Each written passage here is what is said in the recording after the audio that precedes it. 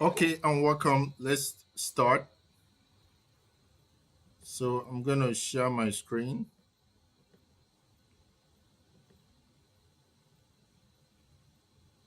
Perfect.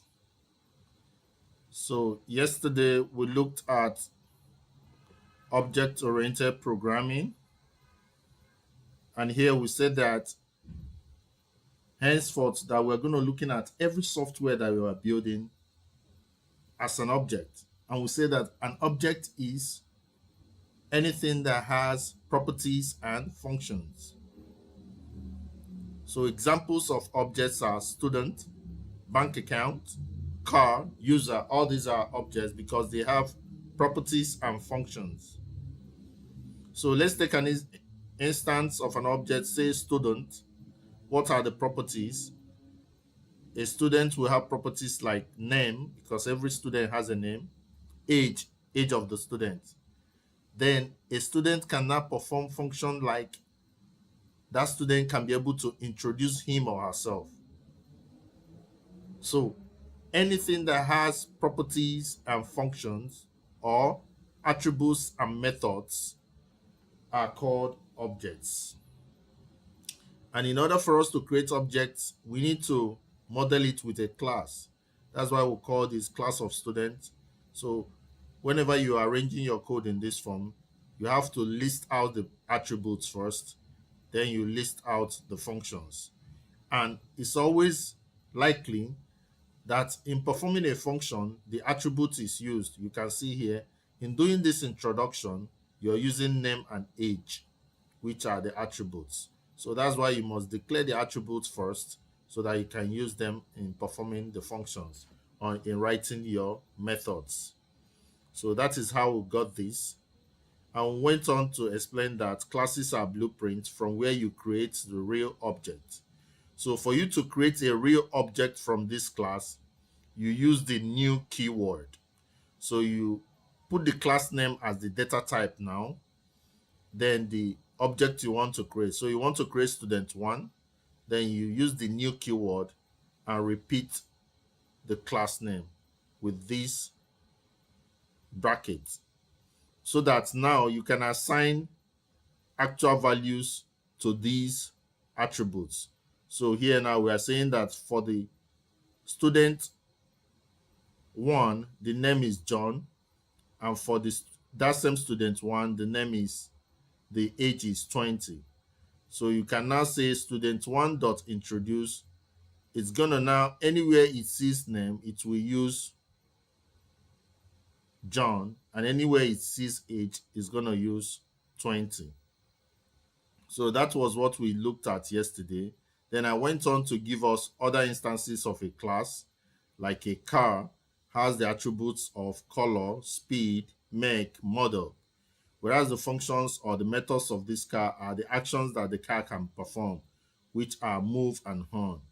Then we looked at a student. We say a student can have attributes like name, age, reg number. Then what are the functions that a student can do? He can write exam, he can read his book, he can run during the games. Then we looked at the ATM.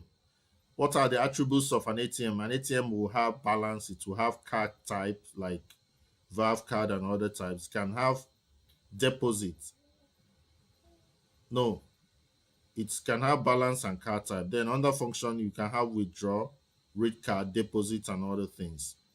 Then a man can have properties or attributes like the name of the man, the height, the complexion, the age, the language. Then this man can perform functions like stand up, speak, provide.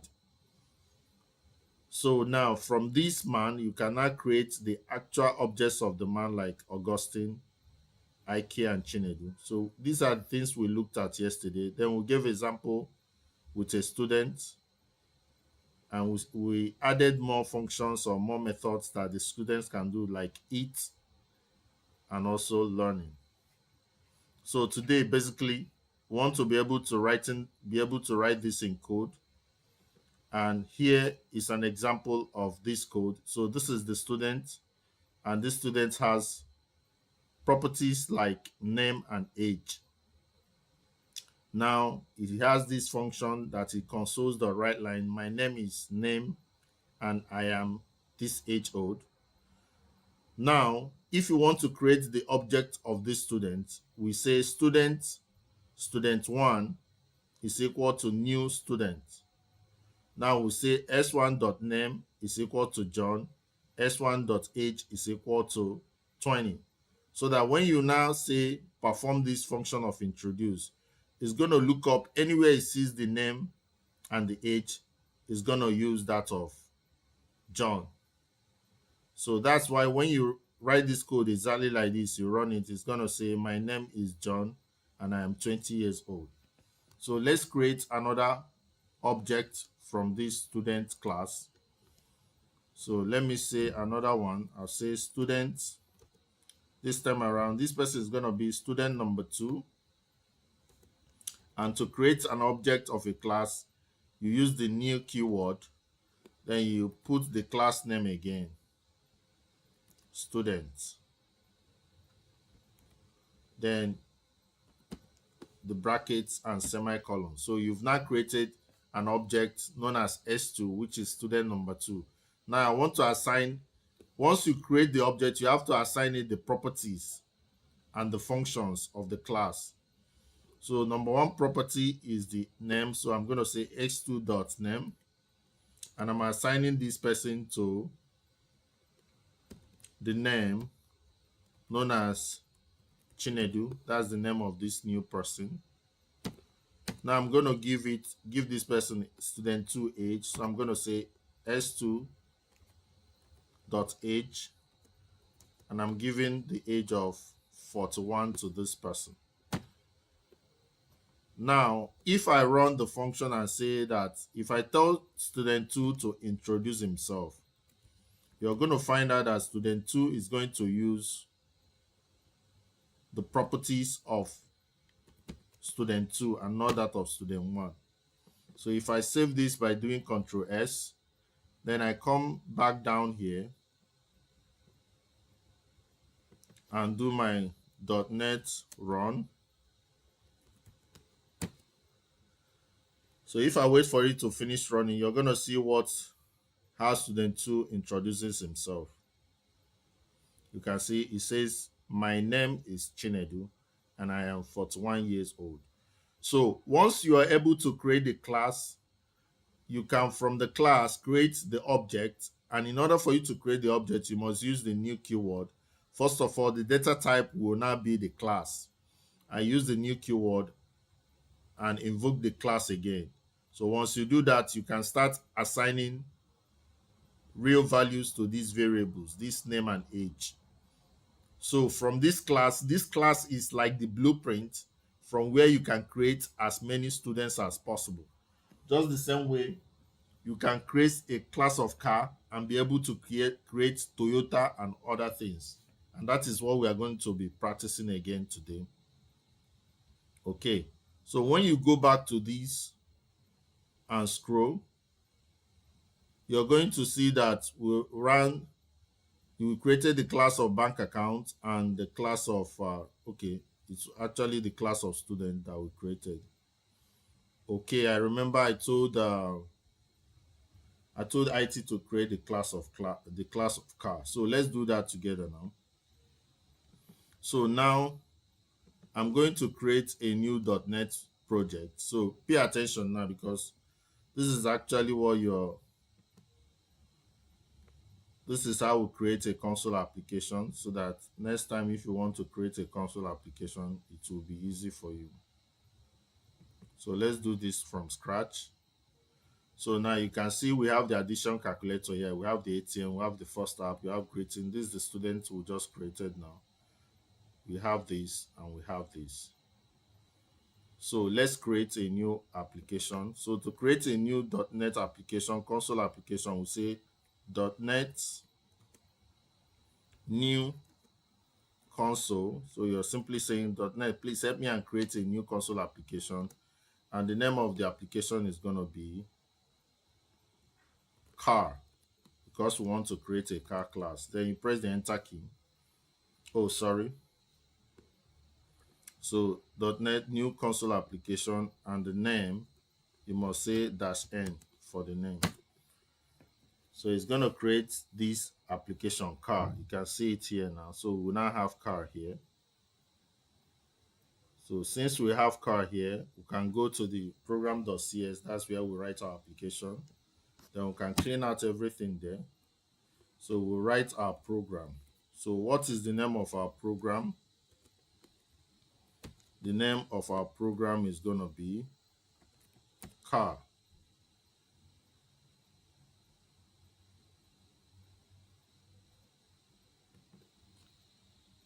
Sorry. So we're going to have our class car. Good. So inside is our car. We need to define the properties and the functions. So the first one we're going to have is the make. Then we can have the color. So what we are picking are all the things that are here. So if we check here, we're going to see that our car has properties: color, speed, make, model. So you can add more things to that. So I can say public string color. I can also have public string model. I can also have public int speed of the car. Okay, so those are the attributes. So we say that every class must have what? It must have attributes. Or you call these attributes what? Properties. Then after that, they are now going to have the what? Methods or actions. Or you also call them what? Functions. Okay. So what functions can we have this car do? This car can accelerate. Yeah, this is good. It can accelerate. So under this acceleration, I'm going to ask it to console.writeLine. The car is accelerating, but then at a speed of, then in brackets, I can put the what? Speed. Okay. So that is what I can have here. So remember to put this inside these quotes. So what other functions can we have this car to do?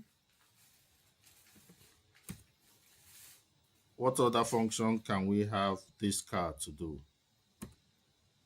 I want one more function. Who can think of another function?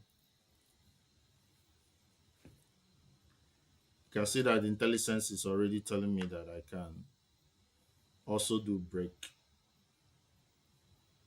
But I want to do something that uses one of these. Okay. The car can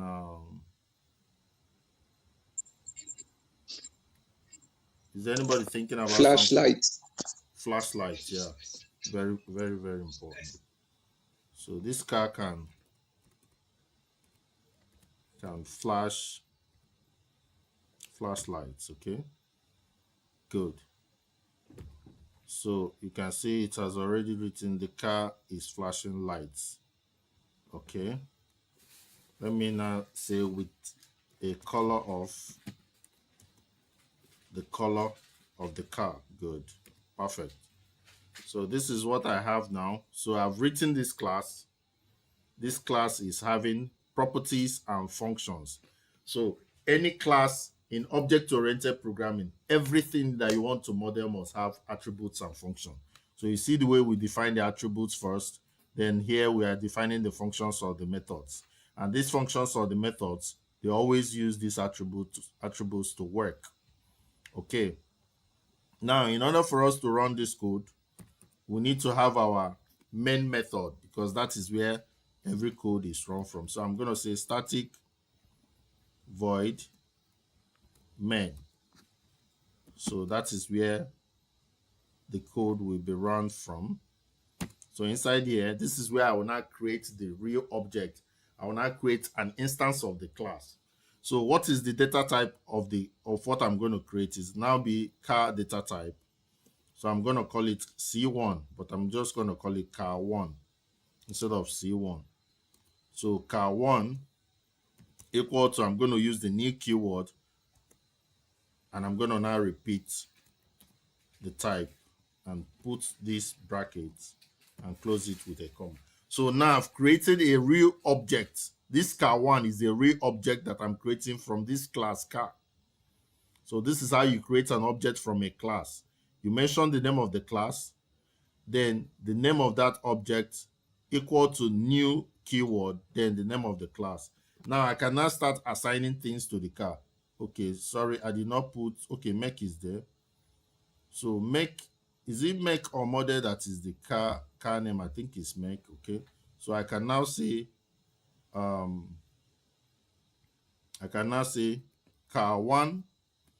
dot, you can see now it has everything, all those things that you've assigned to it. So I'm going to say car1 dot make will now be Toyota. So car1 is now Toyota. Good. So who can help me create more cars? How do I create another car now? I'll simply say what?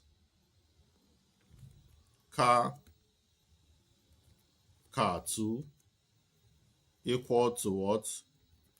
New car. So I now have car2, and I can assign a make to this car2.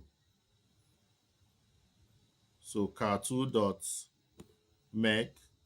So what will be the make of this second car? Honda. So always make sure you close with a semicolon. If not, it's going to give you error. So now I'm going to have another car by saying car3 equal to new car. And I'm going to now say that car3 has the make of what?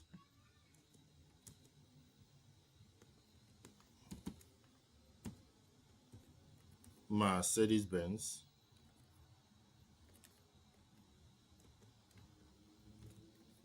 I hope I'm getting the spelling. Okay. So from the single car class, you're able now to create different objects. That is the real car types. So now we now can have Toyota, we can have Honda, we can have Mercedes-Benz. So the same way now, I can then assign other properties to this. So for this car1, I can still assign something like the color. So the color is going to be ash for car1. For car2,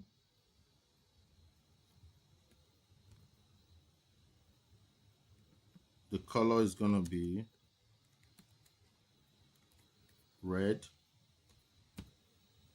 So you can also assign more things. So the things you're assigning are those things you've defined before. So accelerate. Before I accelerate, I want to assign speed first. Okay, accelerate is using speed. Yeah, so let me assign car1 dot speed. And the speed I'm going to give is 40, so that I can then do car1 dot accelerate, and I'll see what this gives. Okay.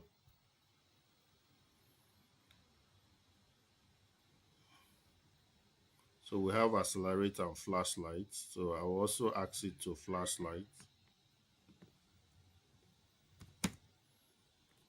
So car1 dot flashlight. So once I ask it to flashlight, it's going to mention the color.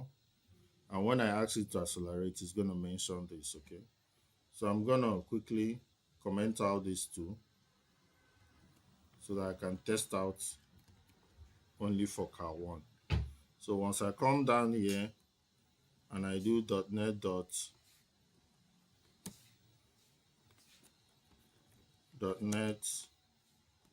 run .NET run in order to run this project, okay? Ensure so I have to make sure that I'm in the CD into car. I have to make sure I'm in the car project. Good, I'm there now. So that I can then .NET run, okay?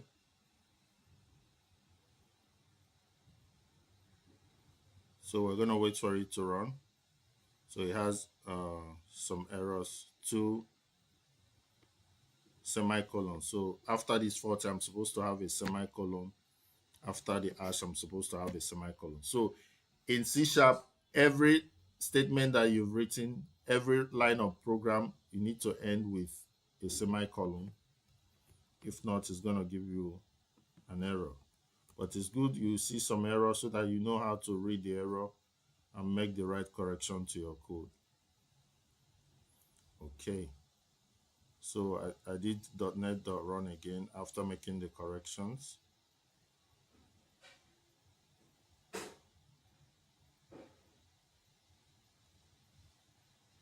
Okay, so you see the two functions. The car is accelerating at a speed of 40 because I already assigned the speed to be 40 now. So it's accelerating at a speed of 40.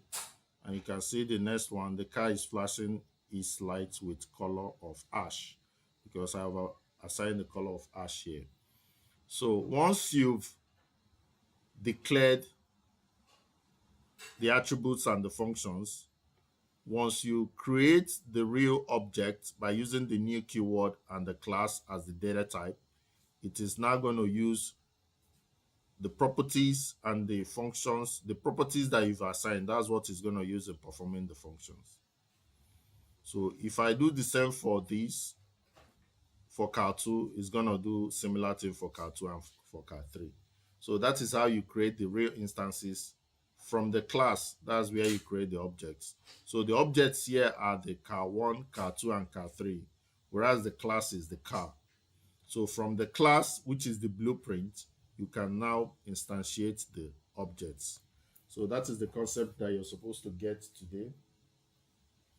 So please make sure you practice this. Very, very important. Understand the basic concepts of object-oriented programming. In our next class, we are going to be looking at string, math, array, dictionary operations. So these are basic operations that are very, very important for us. So we'll look at them first, then we'll go on to .NET Core, databases, and data structures so that we can start building real application, web application with this. Because once we finish looking at this, under web APIs, we can start building real applications. So that is how we're going to move. So hopefully we have another class tomorrow. Now, if you have any questions, you can ask now.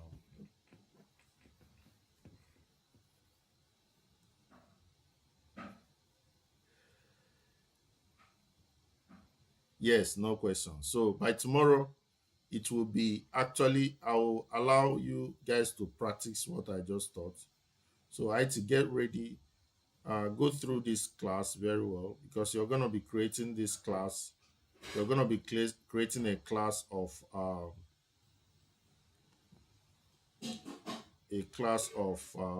this bank account with balance and account number, and you should be able to write some functions for deposit and withdraw, just exactly the way I did this. So I think that's the practice you will do tomorrow, first thing before we can start learning what we have for tomorrow, if we are going to be having a class tomorrow. So if I'm going to be having a class tomorrow, I will let you guys know at least 1 hour before time. so that we can get ready. Okay. So yeah, that's it for today. See you when I see you. Thank you. All right. Thank you.